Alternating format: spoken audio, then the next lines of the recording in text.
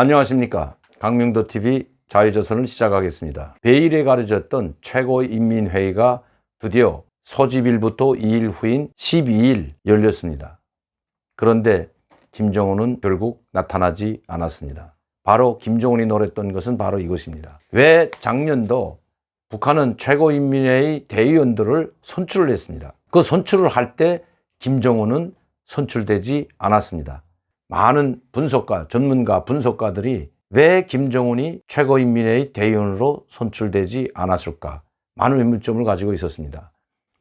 그러면서 나온 결론은 북한 체제를 봤을 때 김정은이 최고인민회의 대의원으로 선출되든 안 되든 그건 아무 문제가 없다.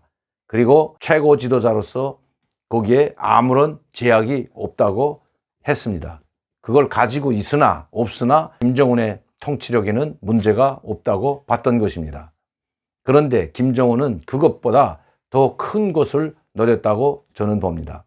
저는 최고인민회의 대의원은 아니지만 그래도 최고 지도자로서 최고인민회의가 열릴 때 기조연설, 즉 가장 중요한 거죠.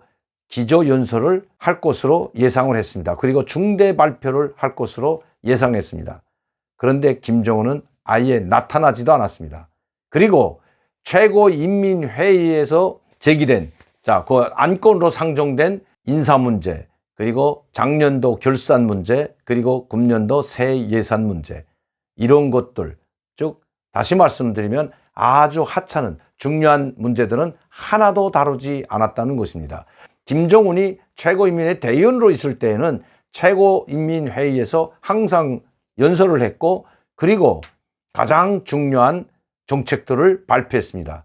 대외 정책도 마찬가지고 대남, 대미 정책도 마찬가지였습니다. 항상 북한은 중요한 정책이나 방향을 설정할 때는 최고인민회의에서 형식상이지만 그래도 발표하곤 했습니다.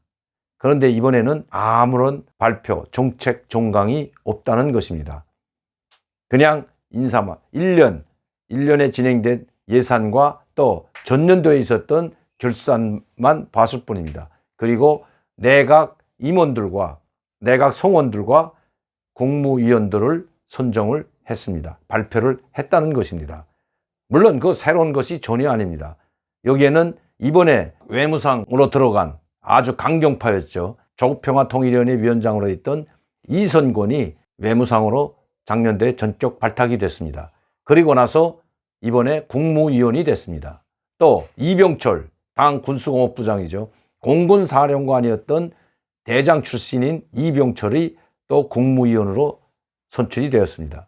그뿐만 아니라 김정호 인민보안상, 우리는 말하면 경찰청장이죠. 이 경찰청장과 같은 옛날에는 사회안전부장이라고 했습니다. 막강한 권력과 무력을 가지고 있는 부처입니다. 인민보안상, 거기에 보안상으로 있는 김정호, 이 사람도 국무위원으로 됐습니다. 다시 말씀드리면 강경파, 무력을 가지고 있는 인민무력상이었던 김정관도 마찬가지고 이번에 모두 인민보안상, 인민무력상 다 국무위원회 위원으로 됐습니다. 강경파들이죠. 이런 사람들이 이번 최고인민회의에서 국무위원으로 새로 선출을 되었습니다.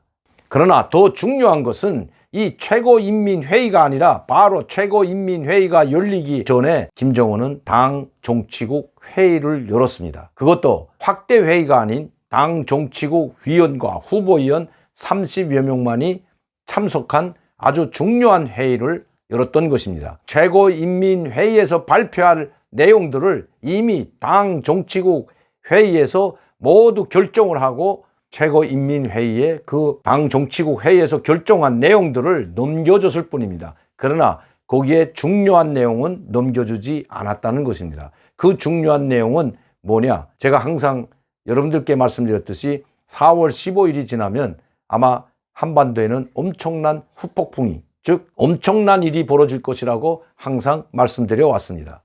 다시 말씀드리면 당 정치국 회의에서 앞으로의 있을 문제들을 비밀리에 모두 정해졌다는 것입니다. 공개하지 않고 김정은은 앞으로의 대미 정책과 대남 정책을 정한 것으로 예측이 됩니다. 또 이번 당중앙회 정치국 회의에서는 자기 여동생 김여정을 당중앙위원회 정치국 후보위원으로 선출하였습니다. 이제 조금 있으면 아마 종의원이 될 것입니다. 당정인의 정치국 종의원, 위원이 될 것으로 관망이 됩니다. 김정일의 친동생이었고 김정일의 가장 사랑을 받으면서 모든 권력을 가졌던 김경희도 당정인의 정치국 후보위원이 되는데 40년이 걸렸습니다. 그러나 김여정은 어린 나이지만 당정위원회 부부장, 그리고 조직부 1부부장, 그리고 당정인의 정치국 후보위원으로까지 가는데 불과 3년밖에 안 걸렸다는 것입니다. 그만큼 김정은은 지금 다급해진 것입니다. 또 자기 주위에 자기가 믿고 맡길 만한 사람, 가장 중요한 정책이나 정책 결정을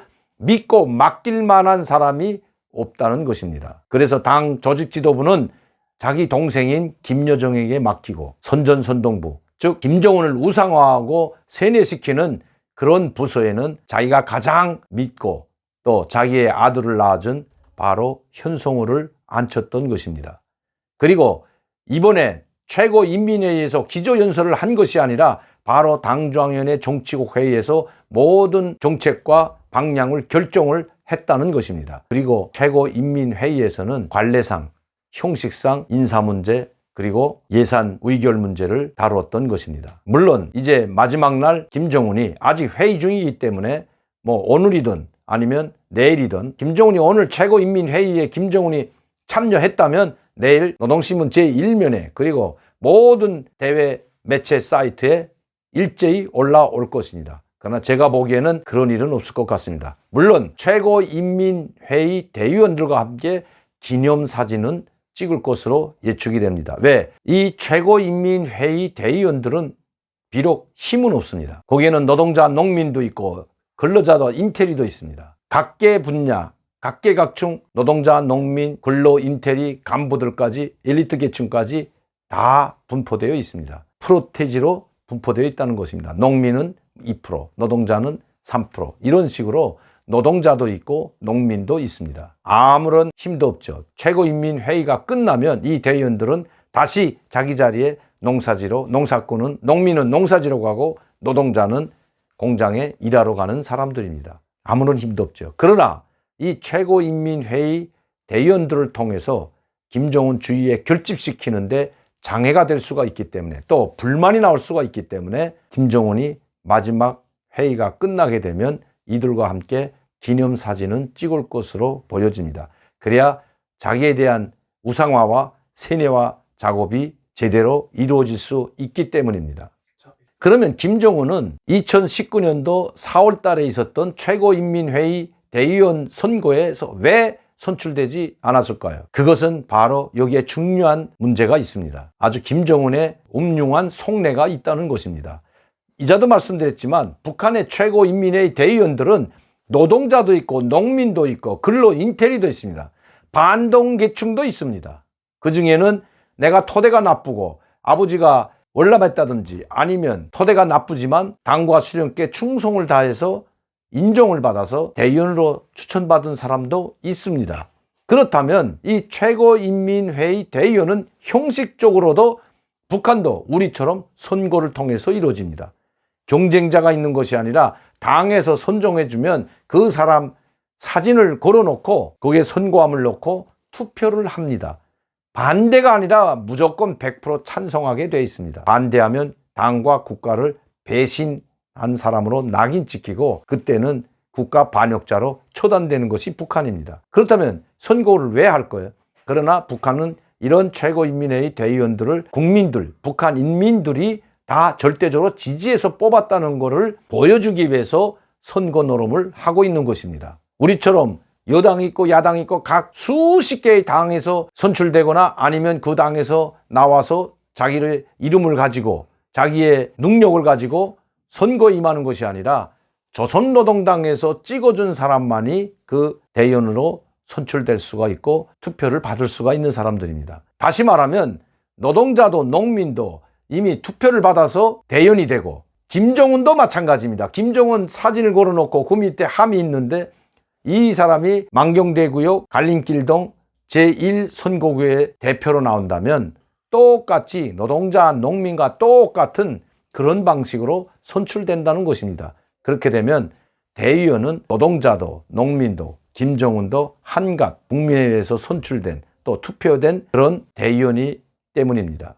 그러면 김정은은 어떻게 될까요? 최고인민회의에 참여하는 순간 일개의 대의원일 뿐이라는 것입니다. 주석 단위는 앉아있지만 일개의 노동자 농민과 똑같은 대의원이라는 것입니다. 반대로 자유민주주의 체제, 즉 자본주의 사회에서의 그 대통령과 국회의원을 겸지하지 못하게 헌법으로 규정되어 있습니다. 그럼 왜냐하면 대통령이 국회의원이 되면 자본주의, 자유민주주의 체제에 꽂힌 삼권 분립이 파괴되기 때문입니다. 대통령은 절대로 대통령으로서의 행정부 수반이지 국회의원은 될 수가 없는 것입니다. 대신 대통령의 권한은 막강합니다. 그것은 우리 한국 사회도 마찬가지고 어떤 나라도 마찬가지입니다. 미국도 마찬가지고 자유민주주의 체제, 선거를 통해서 뽑는 국회의원이나 선거를 통해서 뽑는 대통령의 그 권력은 막강하다는 것입니다. 김정은은 대의원에 선출되지 않음으로써 나는 당신들과 다르다는 것을 지금 보여주고 있는 것입니다.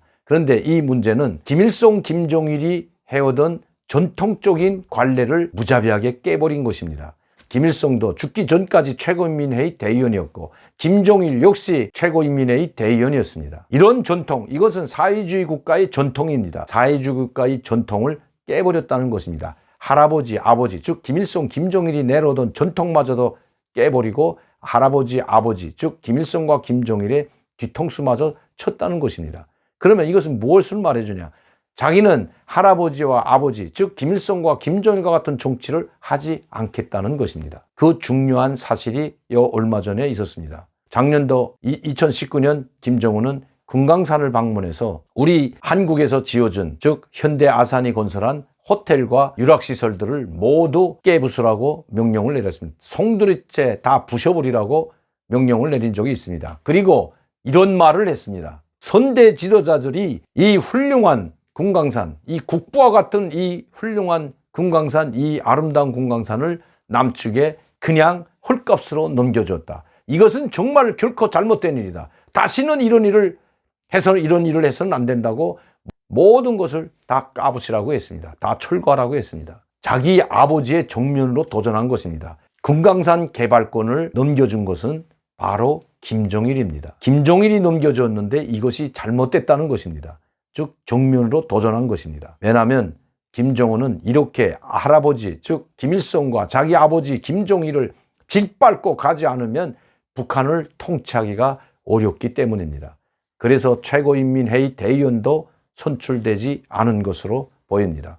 그리고 나는 너희들과 다르다. 나는 신적인 인물이다. 내 권력은, 이 제왕적 권력은 그 누구도 침범할 수 없다. 내 말은 곧 법이고 철칙이다.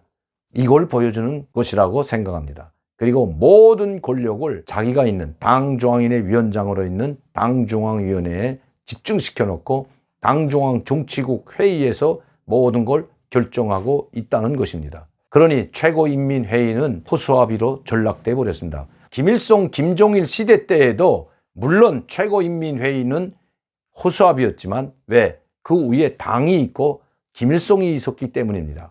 그러나 그래도 김일성은 최고인민회의 대의원이었고 김정일도 마찬가지였습니다. 그러나 최고인민회의 대의원에서 김정은이 빠져나간 이 최고인민회의, 즉 김정은이 없는 최고인민회의는 한심한 나락으로 추락해버렸습니다.